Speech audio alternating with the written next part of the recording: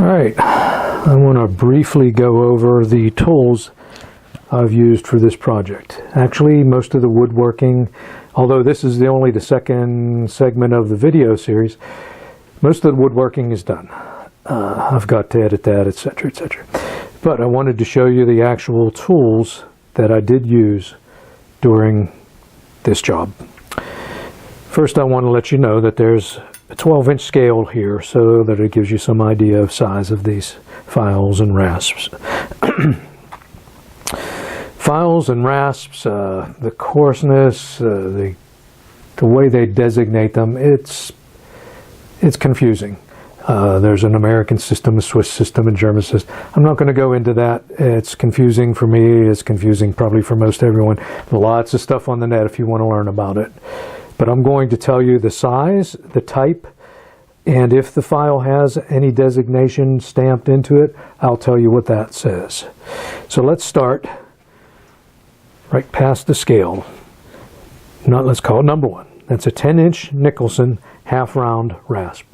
There's no designation on it as to cut or anything else. Number 2. This is a half-round rasp as well. It's an 8-inch. It's a blue Dan, BLU space DAN. It's a number 3 cut. Both of these rasps cut very well. Some rasps right from the factory, your cheaper ones, I've never bought a really expensive rasp, but I have a 10-inch blue Dan, bought it at the same time from the same company. It doesn't cut for squat, but this 8-inch cuts great. Next, the 10-inch Nicholson. It's half round. On the file, it is marked cabinet, C-A-B-I-N-E-T. Number 4, this is a Nicholson 8-inch half round smooth cut. Number 5, this is a Habilis, well, it's a Grobet Habilis half round file, and it is a number 1 cut. Number 6, this is a Nicholson Superior Standard 8-inch. I'm assuming Superior designates this type of tooth. It's like, they're sort of like little chisel teeth. The rear, the back, the flat side has them as well. I wonder if you can see some of these teeth shining back at you. That means they're getting a little dull. It's a great file. I'll probably pick up some more of those. I don't know where or when I got it. I believe somebody told me it was that they had used it for soft metals. I probably got it for some pewter work. But it works, well, I'll get into how they all work later, shortly. This is a 10-inch. It's marked on the tang as N space Dick, and it's a rat tail rasp. This is a 10-inch Stanley Surform. I don't know if that would fall into rasp or file. It's a sort of a animal of its own. Number 6, last but not least, is a 6-inch Nicholson crossing file. Swiss. It's a Swiss-made file, and the cut on it is a 0. If you'll notice this little sketch here, a crossing file. This is the cross section of a crossing file. You have 2 radiuses. One is rather gentle and large. One is more abrupt and smaller. Great files. I love them. And the 2 of the other tools I used in the project were a couple wood gouges.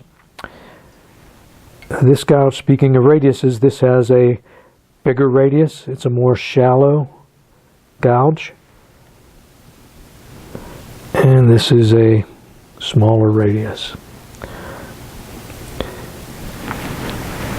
This gouge is marked Daystra, Germany. Nothing else is on it.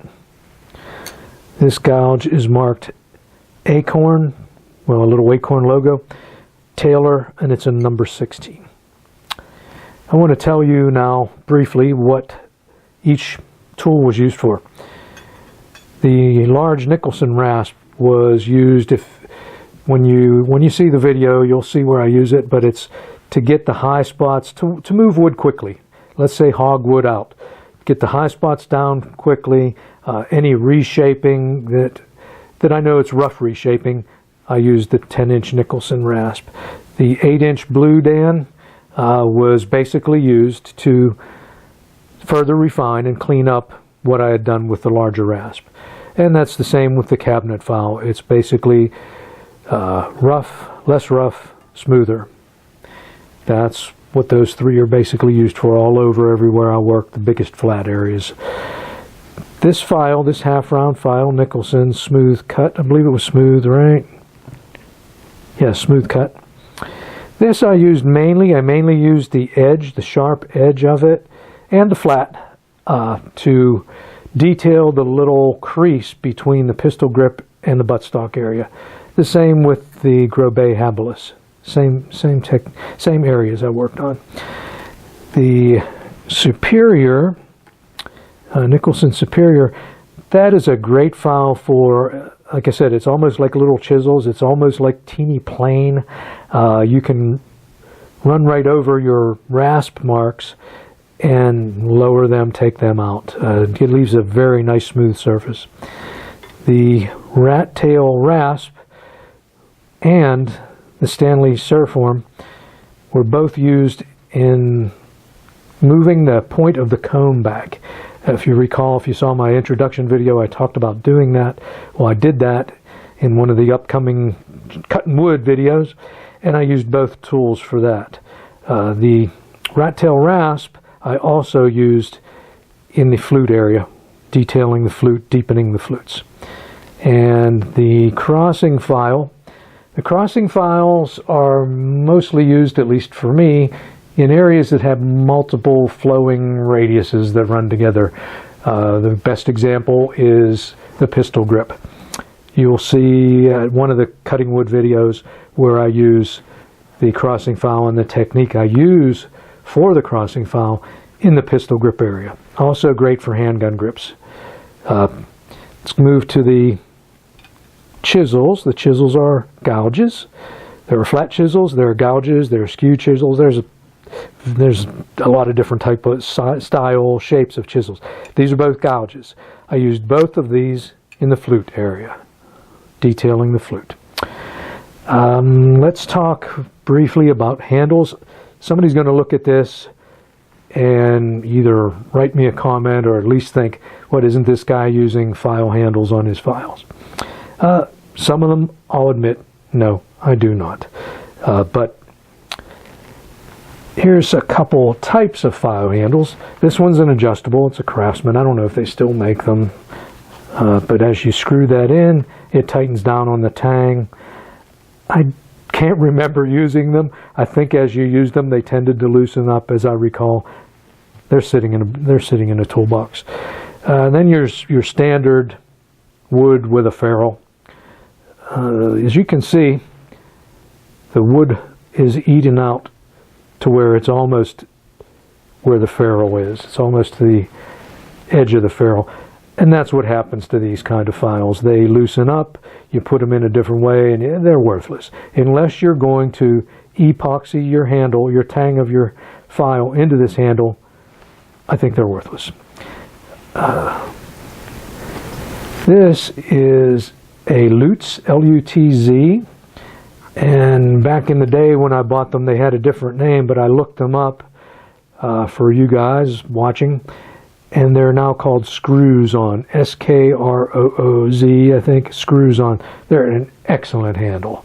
What they have is a hardened steel threaded piece of metal inside the handle, and you simply screw them on. You should be able to see threads cut into the handle when I take it off here. You can see the threads. It's excellent. They're excellent. I've never had them loosen up. Never. I looked them up on Amazon just to see what they were going for. Now I have no idea what I paid for them back in the day. They come in different sizes, and they were $5 to $8, I think, around there. And the best one. And if you drink wine or have a friend that drinks wine, a plastic wine cork. I use them all the time. They're cheap, especially if you have a friend that drinks wine and just throws them away, have them save them for you. And they work fine. One other thing, I guess, my brother told me, make sure you tell them to subscribe to your channel. So I always listen to my older brother. Right, Bill? So please subscribe to the channel. I've probably got, I don't know, I've got a bunch of editing to do. I've probably got 5, maybe 6 videos on me actually cutting the wood, gluing the 4-end tip and grip cap on, and some other things, I'm sure. Maybe staining. I don't know. I haven't done that part yet. Like I said, most of the woodwork's done, so if you're patient and if you care, I'll have them out there before too long. Thanks for watching. Bye.